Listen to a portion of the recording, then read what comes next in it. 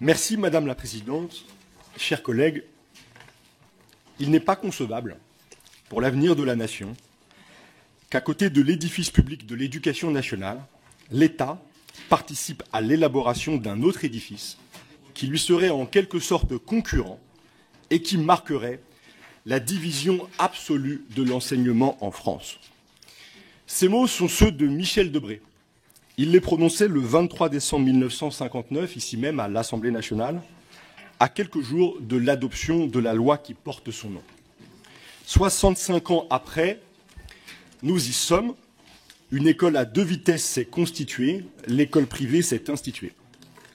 Elle est financée sur fonds publics, au moins 10 à 12 milliards d'euros par an, des montants largement sous-estimés, de l'argent public non contrôlé, géré dans l'opacité. Elle mine la cohésion sociale et sape l'effort éducatif national. Elle porte atteinte à l'exercice d'une liberté fondamentale, la liberté d'enseignement, devenue liberté des établissements privés de sélectionner et de trier les élèves, plutôt que liberté des familles de choisir l'établissement dans lequel elles scolarisent leurs enfants.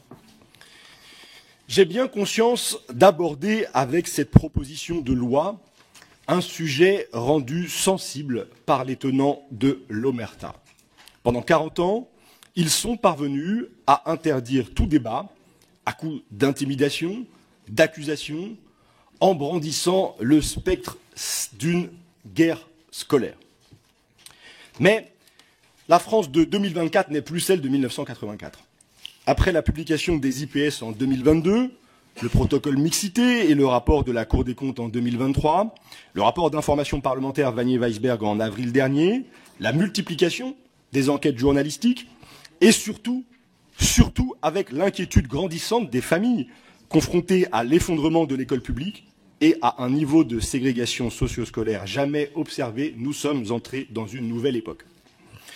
Le parti du déni est pourtant toujours là, à défendre l'opacité d'un système de financement devenu obsolète, à se cramponner à la défense de privilèges, à appeler à la censure. Le parti du déni est toujours là et il tentera aujourd'hui d'empêcher nos débats.